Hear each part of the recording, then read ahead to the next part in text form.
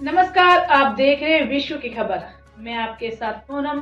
आइए शुरुआत करते हैं एक बड़ी और नई खबर। Ayushman medical institute of electropathy and hospital द्वारा दूसरी बार दीक्षांत समारोह आयोजित किया गया, जिसमें मुख्य अतिथि गुरुग्राम के विधायक मुकेश शर्मा की अनुपस्थिति में उनके छोटे भाई काले, मुख्य वक्ता डॉक्टर आकाश अवस्थी, विकास कुमार, डॉक्टर धर्मेंद्र मानेसर की गरिमामयी उपस्थिति में डॉक्टर काउंट सीजर मेटी की प्रतिभा के सामने दीप प्रज्वलित कर कार्यक्रम का शुभारंभ किया गया।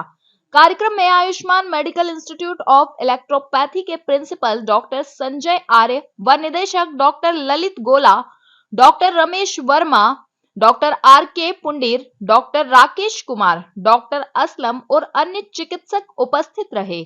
मुख्य वक्ता डॉक्टर आकाश अवस्थी ने बताया कि इलेक्ट्रोपैथी स्वास्थ्य के क्षेत्र में एक नई चिकित्सा के रूप में अपनी पहचान बना रही है और NEHM बोर्ड निरंतर इलेक्ट्रोपैथी को मान्यता दिलाने के लिए प्रयासरत है। NEHM एकमात्र ऐसा संस्थान है जो स्वास्थ्य मंत्रालय भारत सरकार द्वारा अधिकृत है। आयुष्मान इलेक्ट्रोपैथी इंस्टीट्यूट पर प्रकाश डालते हुए उन्होंने कहा कि हरियाणा में एकमात्र संस्थान जो निरंतर इलेक्ट्रोपैथी के प्रचार प्रसार के लिए कार्यरत है और प्रशासनिक गतिविधियों में बढ़ चढ़कर हिस्सा लेता है। कार्यक्रम के मुख्य अतिथि के तौर पर विधायक मुकेश शर्मा के भाई उपस्थित रहे और उन्होंने पूर्ण आश्वासन और विश्वास दिलाया कि वह विधायक जी को बोलकर हरियाणा विधानसभा में इलेक्ट्रोपैथी की आवाज उठाने का कार्य करेंगे। कार्यक्रम की अध्यक्षता कर रहे विकास कुमार ने कहा कि इलेक्ट्रोपैथी पूर्णतः हर्बल चिकित्सा पद्धति है और इसके कोई साइड इफेक्ट्स न होने के कारण वह रेड क्रॉस के कार्यक्रमों में भी इस पद्धति के प्रचार प्रसार में अपना सहयोग करेंगे। आयुष्मान इलेक्ट्रोपैथी इंस्टीट्यूट में छात्र छात्राओं को उच्च स्तरीय शिक्षा प्रदान की जाती है। इस मौके पर इलेक्ट्रोपैथी पद्धति में BEMS का पूरा प्रशिक्षण लेने वाले लगभग 45 छात्र छात्राओं को प्रमाण पत्र दिया गया। इस अवसर पर डॉक्टर मंजू गोला, डॉक्टर लीना, अधिवक्ता रोहित मदन द्वारा चलाई जा रही माता पिता ही भगवान मुहिम से कार्यक्रम में उपस्थित चिकित्सकों व अभिभावकों को अवगत कराया गया, शपथ ग्रहण कराई। कार्यक्रम में doctor Kabir, doctor Mukesh, Kuldeep Saroha, doctor Salim आदि गणमान्य चिकित्सक व अभिभावक उपस्थित रहे। आज का जो ये डिग्री समारोह वितरण समारोह था, किस तरीके से आप देखते हैं इसको? देखिए, ये जो समारोह है ये दूसरा था, इससे पहले भी एक समारोह हुआ है और इलेक्ट्रोपैथी काउंसिल एक ऐसा प्लेटफॉर्म मिला है युवाओं को कि अगर देखा जाए तो अभी तक हमारे गुड़गांव जो मेडिकल हब कहा जाता है, यहाँ पर इंग्लिश दवाओं से ही ट्रीटमेंट होता था, लेकिन पहली बार एक ऐसी मेडिकल पद्धति जिसमें केवल पेड़ पौधों के द्वारा बनाई हुई दवाओं से और बगैर किसी साइड इफ़ेक्ट के, क्योंकि आज अगर देखा जाए तो हर चीज़ में पेस्टिसाइड डलता है जिसके कारण खाने में अन्य तरह की बीमारियां हम लोगों तक पहुंचती हैं, लेकिन ये दवाइयां ऐसी हैं जिनमें 1% भी कोई जो है बॉडी को नुकसान पहुंचाने की चीज़ें नहीं हैं। तो मैं आज के कार्यक्रम के अनुसार भी और आगे भी कहूँगा कि लोगों तक जन जागरण होना चाहिए इस चीज़ का, ताकि आम जनता को पता होना चाहिए कि हम जगह स्टेरॉइड खाने से अच्छा है ये दवाएं लें जिनसे हम जल्दी स्वस्थ हों और हमारा शरीर स्वस्थ रहे। महिलाएं भी आज के समय में इस पर महिलाएं भी हैं और युवा हैं, किस तरीके से इस पद्धति को आप देखते हो? देखिए, मैं तो समझती हूँ कि आज के टाइम में बहुत ही अच्छी वैकल्पिक पद्धति है। 4 तो हमारे पास पहले से है ही, 4 पैथी पहले से हमारे पास हैं, लेकिन उनमें से सबसे ज़्यादा अभी तक जो महत्व दिया गया था वो MBBS को लोग देते थे, एलोपैथी को देते थे, क्योंकि उसका क्विक रिजल्ट आता था। लेकिन अब ऐसा नहीं है। हमारी जो इलेक्ट्रोपैथी है उसमें भी हमारी मेडिसिन का क्विक रिजल्ट आता है। इलेक्ट्रोपैथी महिलाओं को कितना बढ़ावा होना चाहिए? क्योंकि आजकल लोग नहीं, महिलाओं को बिल्कुल, जब हर क्षेत्र में आ रहे हैं तो इस क्षेत्र में भी आना चाहिए। कौन सा क्षेत्र है जहाँ महिलाएं पीछे हैं? तो क्या कहना है जो करना? यही कहना चाहूँगी कि जो भी मतलब अगर MBBS में, ऐसा मत सोचो कि MBBS में नंबर नहीं आया तो हम चिकित्सा की लाइन में नहीं आ सकते। अगर नहीं आ सकते MBBS में तो फिर बाकी पद्धति भी है, उन्हीं में से एक इलेक्ट्रोपैथी भी है। हाँ, भले ही आज स्टेट लेवल पे है, आने वाले समय में उम्मीद है केंद्र स्तर पे भी जरूर मान्यता होगी। निदेशक Ayushman medical institute of electropathy and hospital.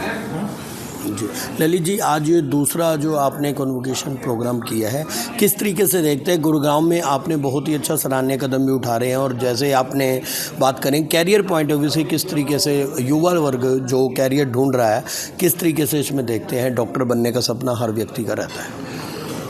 Sir, अगर हम बात करें इलेक्ट्रोपैथी की, तो इलेक्ट्रोपैथी अपने इंडिया में एक 5वीं चिकित्सा पद्धति है। जैसे हम जानते हैं अभी तक कि भाई MBBS की अगर हमें डॉक्टर बनना है तो हम कुछ एक जो कोर्स रहते हैं दिमाग में वो कर सकते हैं, जिसमें अपना MBBS, BMS, BHMS या फिर BUMS।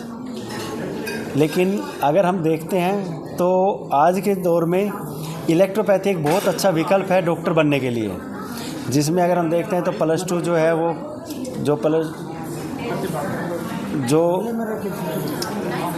जो बेसिक क्वालिफिकेशन है वो इसमें 12th पास है, क्योंकि दिल्ली में हमारा एक बोर्ड है NEHM ऑफ इंडिया, जिसको ऑथोराइज़ किया हुआ है स्वास्थ्य मंत्रालय भारत सरकार ने।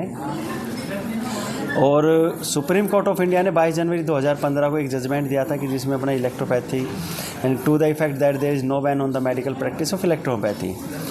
और हम गुरुग्राम में 2015 से Ayushman medical institute of electropathy NEHM से एफिलिएशन लेने के बाद चला रहे हैं। तो हमने काफ़ी समय से प्रयास किया था, लेकिन NEHM में बात करके और टीम से बात करके हमने 2023 में पहला कन्वोकेशन प्रोग्राम किया था, जिसमें हमने 2018 में हमारा पहला बैच पास आउट हुआ था, और 2023 में जो भी स्टूडेंट्स हमारे पास हुए थे हमने उनके लिए कन्वोकेशन प्रोग्राम पहला 2023 में किया था। उसके बाद में जब हमने स्टूडेंट्स का फीडबैक लिया और हमने मार्क यानी कि क्या नाम है लोगों से बात की, तो एक बहुत अच्छा रिजल्ट हमें मिला। तो हमने दूसरी बार प्रयास किया है कि जो हमारे 2024 में जो भी स्टूडेंट्स हमारे Ayushman medical institute of electropathy से पास आउट हुए थे, उन सभी को लगभग हमने 45 स्टूडेंट्स को ये सर्टिफिकेट और प्रमाण पत्र देने का कार्य किया है। कितने स्टूडेंट लगभग? होम्योपैथी में डिफरेंट क्या है, क्या देखने को मिलता है डिफरेंट में? सर, जब हम बात करते हैं इलेक्ट्रोपैथी या होम्योपैथिक में अंतर का, तो बहुत सारे अंतर है, क्योंकि जो सबसे पहला अंतर आता है वो आता है कि एक फार्माकोपिया, क्योंकि कोई भी पद्धति अगर किसी पद्धति से भिन्न होती है तो जब उसकी फार्माकोपिया अलग होती है तो वहाँ पे पद्धति अलग कही जाती है। तो इलेक्ट्रोहोम्योपैथी की जब हम बात करते हैं तो ये एक पहली ऐसी चिकित्सा पद्धति है जिसकी दवाइयाँ 100% पूर्णतः पेड़ पौधों पर आधारित है। जब हम दूसरी पद्धतियों की बात करते हैं तो वहाँ पे आयुर्वेद या होम्योपैथ में बात करते हैं तो वहाँ भी पेड़ पौधे यूज़ होते हैं, लेकिन वहाँ पेड़ पौधों के अलावा कहीं ना कहीं केमिकल्स, एनिमल, मेटल सभी प्रकार की चीज़ें यूज़ होती हैं। लेकिन इलेक्ट्रोपैथी एकमात्र पहली ऐसी चिकित्सा पद्धति है जिसमें पेड़ पौधों के अलावा कोई भी दूसरी चीज़ यूज़ नहीं होती। और दूसरी अगर हम बात करते हैं, जैसे हम होम्योपैथी की बात की आपने, तो होम्योपैथिक में जो मेडिसिन्स होती है वो हमारी अल्कोहल बेस होती है, लेकिन इलेक्ट्रोपैथी हमारी डिस्टिल वाटर बेस मेडिसिन्स होती है। जी, कितने स्टूडेंट ने आज डिग्रीज ली और किस तरीके से जाते हैं? अगर हम बात करते हैं 2024 का जो हमने ये सेकंड कन्वोकेशन प्रोग्राम किया है, तो इसमें लगभग हमारे पास जो स्टूडेंट्स की संख्या थी वो लगभग 50 स्टूडेंट्स थे, जिनमें से कुछ स्टूडेंट्स नहीं पहुंच पाए थे। लगभग 45 स्टूडेंट्स को आज हमने प्रमाण पत्र देने का कार्य किया है। ठीक। कितना बढ़ावा देता है? देखिए, मैं इलेक्ट्रोपैथिक प्रैक्टिशनर काउंसिल का हरियाणा का संरक्षक भी हूं, और मैं खुद चाहूँगा कि ये पद्धति ग्राउंड जीरो तक जाए और लोगों को इसके बारे में जानकारी हो, ज़्यादा से ज़्यादा लोग।